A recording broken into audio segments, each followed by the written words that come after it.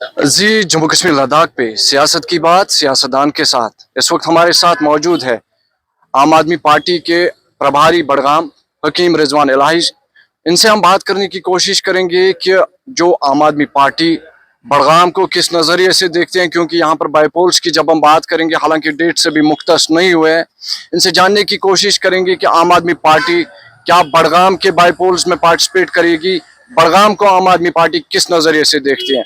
क्योंकि जब हम आम आदमी पार्टी की बात करेंगे, अभी बडगाम तक आम आदमी पार्टी की नजर नहीं पहुंची थी, लेकिन अब जो है लगता है कि जैसे इन्वॉल्वमेंट अब पॉलिटिक्स में दिख रही है हमें जम्मू कश्मीर की, खासतौर पर बडगाम कॉन्स्टिट्यूंसी की जब हम बात करते हैं, कहीं ना कहीं अब मुख्तलिफ पार्टीज जो है यहाँ पर अपना इंटरेस्ट दिखा रही है। हकीम रिजवान इलाही साहब, पहले हम आपका खैर मकदम करते हैं जी जम्मू कश्मीर लद्दाख में। तो बडगाम को जब हम देखते हैं, बडगाम ना तो यहाँ पर मेंबर पार्लियामेंट इस वक्त है, वो डिटेन्ड है।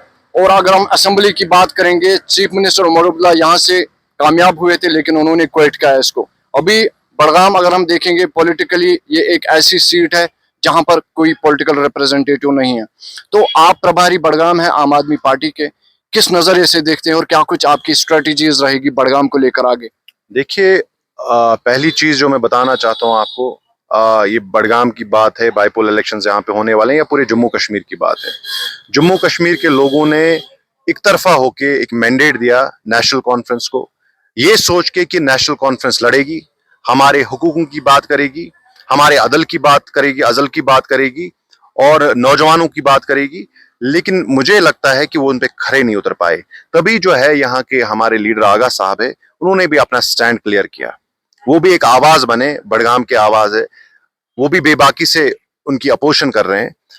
तो ये चीज हमें देखना है कि हमने एक तरफा होके कश्मीरियों ने इनको वो पावर दी थी, ताकत दी थी, लेकिन जब कुछ मसले बड़े होते हैं मुल्क में, जैसे वक्फ अमेंडमेंट बिल आ गया, तो जब यहां पे हमारी सरकार थी, उमर अब्दुल्ला साहब उसको लीड कर रहे थे, सीएम है, जब असेंबली में वो बिल पे डिस्कशन पेश आता है और वो डिस्कशन के टाइम पे एब्सेंट होते हैं उमर अब्दुल्ला साहब और फारूक अब्दुल्ला साहब, और उसको जो है वहां का स्पीकर असेंबली का रोकता है, और जो इंसान उस बिल को पेश करता है पार्लियामान में, वो इंसान किरण रिजिजू जी जो यूनियन मिनिस्टर है, वो जो है बगीचे में आते हैं, लोटस गार्डन में कश्मीर के आते हैं, और वहां मिलने कौन जाता है उनके?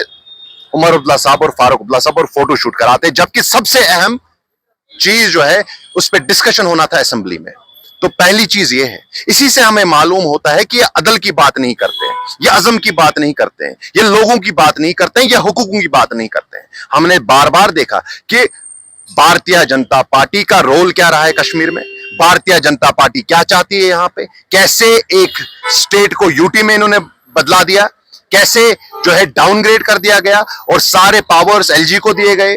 वो एलजी जो अपने शहर में नहीं जीता है, यहां पे उसको जो है हमारे सर पे नाफिज किया, और जो इलेक्टेड गवर्नमेंट है उनको जो है उन पे हथकड़ियां लगाई। इसके लिए ताकत होनी चाहिए। मैंने बार बार कहा है कि कुर्सी ताकतवर नहीं होती है। एक गूंगे को आप कुर्सी पे बिठाएंगे, वो गूंगा ही रहेगा।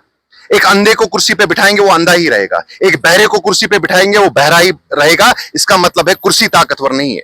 इसका मतलब है कुर्सी में ताकत नहीं, उस इंसान में ताकत होती है। अगर एक बहादुर को उस कुर्सी पे बिठाएंगे तो उस कुर्सी का वकार बढ़ेगा, वो कुर्सी भी बहादुर बनेगी। इसलिए मैं कहता हूं, इस बार बडगाम के बाईपोल इलेक्शन है, जैसे पिछली बार मेंबर पार्लियामेंट के इलेक्शंस हुए, तो एक बेबाक आवाज आगा साहब को इन्होंने बडगाम के लोगों ने जो है पार्लियामान में भेजा, जिसने वहां पे बात की, जो आज रिजर्वेशन के लिए उन्होंने धरना अपने पार्टी के ऑफिस के बाहर, सीएम ऑफिस के बाहर उन्हें धरना लगाया रिजर्वेशन के लिए। ये ताकत मैं चाहता हूं।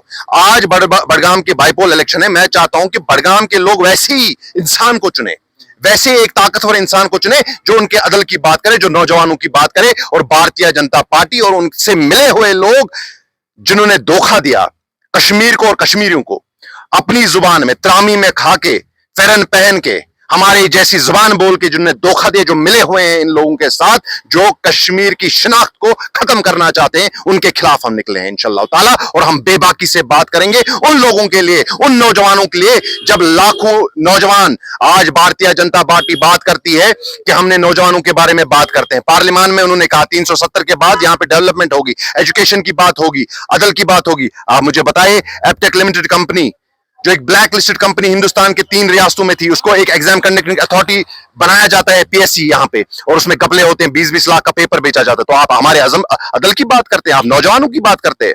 आप रिजर्वेशन के लिए जो है, आपने रिजर्वेशन पॉलिसी का बोला कि 6 महीने में हमने नेशनल कॉन्फ्रेंस से कमेटी बिठाई, आज तक उसका जवाब नहीं आया। 6 महीने तो बीत गए। आपको अगर लोगों ने ताकत दी है तो आपके पैरों में बेड़ियां क्यों है, आपके गले में जंजीरें क्यों है? हो जाइए अपने लोगों के लिए शहीद, निकलिए सड़क पे, यही तो लीडर का काम है। हमें कठपुतलियां नहीं चाहिए। क्या आप कठपुतली बल के बीजेपी को बोला पहले कि हम जी बीजेपी के खिलाफ है, वोट लिया कश्मीरियों से, हम जी 370 की बात करेंगे, हम जी स्टेट की बात करेंगे, हम नौजवानों की बात करेंगे। आज उनके साथ हाथ मिलाते हैं, जो वक्फ अमेंडमेंट बिल लाते हैं यहाँ पे, आप ट्यूलिप गार्डन में उनके साथ हाथ मिलाते हैं, उन लोगों के साथ जो हमारी गर्दनें काटना चाहते हैं। तो ये सवाल जो है कश्मीर का नौजवान इनसे करना चाहता है, कश्मीर के बुजुर्ग करना चाहते हैं, माएं बहनें करनी चाहती। वो गए वो जमाने जब आप हमें बेवकूफ बनाते थे।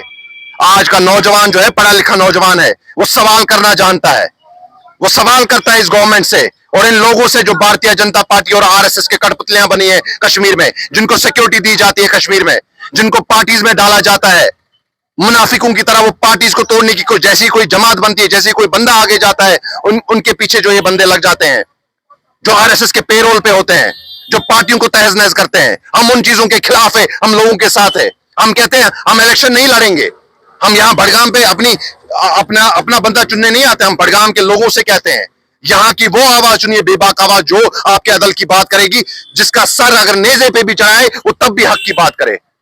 जिंदगी मुख्तसर है, आज है कल नहीं है। लीडर तो वही होता है, अगर उसकी गर्दन भी जो काटी जाए, उसको नेजे पे चढ़ाया जाए, सूली पे, तब भी वो अदल और अजम की बात करे। हम चाहते हैं कि जैसे आगा साहब को भेजा गया यहां से, वैसी एक बेबाक आवाज असेंबली बाइपोल इलेक्शन में भेजी जाए। हकीम साहब, क्योंकि आज के दिन की अगर हम बात करेंगे, एक महत्वपूर्ण दिन है, क्योंकि आज जंतर मंतर में जो कांग्रेस की जानिब से एक प्रोटेस्ट दर्ज होने वाला है, मे भी अभी शुरू हुआ होगा, जिसकी क़यादत जो है राहुल गांधी एमपी करेंगे स्टेटहुड को लेकर, कश्मीर के स्टेटहुड को लेकर। हालांकि उन्होंने बहुत कोशिशें की जम्मू में प्रोटेस्ट करने की, कश्मीर में प्रोटेस्ट करने की, तो क्या कैसे आप उस चीज को देखते हैं? हम इस चीज के साथ है, ऐसा नहीं है। जो लोगों के हित में होगी हम उसके साथ है, हम उस इंसान के साथ है, उस जमात के साथ है जो लोगों के हित में काम करेगी। प्रोपेगेंडा हमें नहीं चाहिए। अब कश्मीरियों को जो है सीधे चाहिए। देखिए, हमने देखा पिछली बार पीडीपी ने बोला कि हमें भारतीय जनता पार्टी को बाहर रखना है, हम भारतीय जनता पार्टी के खिलाफ है, लेकिन जब मफाद परस्ती की बात आई उनके साथ हाथ मिलाया, उनको एंट्री कराई। उमर अब्दुल्ला साहब आज कहते हैं भारतीय जनता पार्टी के, जो उनने वोट्स लिए ये कह के कि भारतीय जनता पार्टी हमारे खिलाफ है, एक तरफा वोट उनको मिला, तो आज उनके साथ क्यों हाथ मिला रहे हैं? आज उनके साथ कोजी क्यों हो रहे हैं? आप दिल्ली में कभी टनल इनॉग्रेट करने जाते हैं, कभी किरण रिजिजू से हाथ मिलाते हैं, कभी कुछ कहते हैं। अरे बात कीजिए ना, कश्मीरियों की बात कीजिए जो जेलों में है, उन जर्नलिस्ट की बात कीजिए जो सच्चाई की आवाज बोलते हैं, उनको जो है पीएसए लगाया जाता है। जिसने सच्चाई की बात की उनको जेलों के पीछे डाला गया, उनकी बात क्यों नहीं करते आप? उमर अब्दुल्ला साहब एक इंसान है जो पार्टी के बेसिस पे सीएम बना है। क्यों? उसके जो है वालिद सीएम रह चुके हैं, उसके परदादा सीएम रह चुके हैं, अब वो बेटों को प्रमोट कर रहे हैं। वही पीडीपी का हाल है। हम चाहते हैं कश्मीर के नौजवान, आम जनता, जिसको मालूम है कि कश्मीर का दर्द क्या है, कैसे जब एक माँ को शाम को खाना नहीं मिलता है तो कैसे वो रोती है, जब उसकी बेटी पढ़ लिख के उसकी शादी नहीं होती तो उसका क्या हाल होता है। हमें वो इंसान चाहिए जो कश्मीर के 90% लोगों का दर्द समझता है। जब उस नौजवान को पढ़ लिख के जब वो कर्जा उठाता है उसका बाप और उसको बाहर भेजता है पढ़ने के लिए, उसको लगता है इसकी नौकरी लगेगी और यहाँ पे दांधलियां होती है, अमीरों के बच्चे लगते हैं, सिफारिशमंदों के बच्चे लगते हैं, उससे दर्द पूछिए। हमें वो नौजवान चाहिए जो इनकी बात करे। हम वो अदल और आजम चाहते हैं। साहब, आपसे एक सवाल पूछना चाहेंगे, क्योंकि आपका एमएलए जो है महराज मलिक, उन्होंने पहले जो है नेशनल कॉन्फ्रेंस को सपोर्ट किया था और उसके बाद उन्होंने वो सपोर्ट जो है वापस लिया। क्या मजबूरी उनको पड़ी कि पहले सपोर्ट देना और उसके बाद वो सपोर्ट वापस लेना? एक तरफा मैंडेट मिला एनसी को, और एनसी पे सबकी नजरें थी। एनसी को जो उम्मीद नहीं थी उससे उम्मीद से ज्यादा करके लोगों ने उनको वोट दिया। किस लिए वोट दिया? कि उम्मीदें थी कि ये शायद बीजेपी के खिलाफ जाएंगे, ये कश्मीरियों की बात करेंगे, इसलिए महराज मलिक जी ने भी उनको सपोर्ट दिया। लेकिन आज क्योंकि इंडिया अलायंस के भी हिस्सा थी आम आदमी पार्टी, और आज जब उनको लगा कि ये बात नहीं कर पाए, ये कठपुतलियां हैं उन्हीं की तरह, तो आज महराज मलिक जी ने अलहदा किया। क्योंकि महराज मलिक जी अपने बलबूते पर बने और बेबाक आवाज है। गलत का सपोर्ट हमें नहीं करना है। आम आदमी पार्टी की शुरुआत ही ये रही है। हम वो लोग हैं, हमने लड़ा है आम आदमी पार्टी के लिए। जब मैं इससे पहले मैंने लड़ा सोपोर में, उस टाइम पे केजरीवाल जी को जेल में डाला था, मुझे मैंडेट नहीं मिला, लेकिन फिर भी मैंने पटका आम आदमी पार्टी का लगाया, टोपी आम आदमी पार्टी की लगाई और निशान मेरा और कुछ था, इंडिपेंडेंटली लड़ रहा था लेकिन आम आदमी पार्टी के बैनर के तले लड़ रहा था। और जब मुझे दिल्ली बुलाया गया तो दिल्ली में मैंने प्रचार किया, मनीष सिसोदिया जी की कॉन्स्टिट्यूंसी में और आतिशी जी की कॉन्स्टिट्यूंसी में। वहां पे हम कश्मीरियों ने यहां से टीम गई और प्रचार किया। तो मैं ये कहना चाहता हूं कि हम इस सोच के साथ, इस मिशन के साथ है। और सबसे the biggest thing in the world is not to conquer but to fight well, and here we say we are going to fight inshallah ta'ala, whether we lose or win, but we are going to fight and set the right narrative what people want, and we want to fight for the people. आखिर में आपसे जानना चाहेंगे, मुख्तसरन इस चीज़ का जवाब चाहेंगे, बड़गाम के बाईपोल्स हो या नगरोटा के बाईपोल्स हो, क्या दोनों जगह पे एक्सपेक्टेशंस रहेगी कि आम आदमी पार्टी का कैंडिडेट? हम बड़ी तेजी से लड़ रहे हैं, हम बहुत जमीन पे उतर के लड़ रहे हैं इंशाल्लाह ताला। जैसे आज हम यहाँ बड़गाम में लड़ रहे हैं, डोर टू डोर जा रहे हैं, लोगों से बात कर रहे हैं, और आने वाले वक्त में आप देखेंगे इंशाल्लाह ताला हर जगह जाएंगे। हम लोगों को बोल रहे हैं अपना नुमाइंदा चुनिए, आपका हक बनता है। हम ये नहीं कहेंगे कि आप पे कोई नुमाइंदा थोपेंगे, आप अपना इंसान चुनिए जो आपकी आवाज कर सकता है, आपके लिए लड़ सकता है, आपके हुकूक ले और कश्मीरियों की बात कर सकता है। शुक्रिया हमारे साथ बात करने के लिए और इतना वक्त देने के लिए। तो नाज़रीन, अगर हम बात करेंगे, जम्मू कश्मीर की सियासत जानी ही जाती है इस चीज़ के लिए कि पूरी दुनिया में ये छा जाती है, और इसमें हमें कई बदलाव देखने को मिलते हैं, कई रुख देखने को मिलते हैं।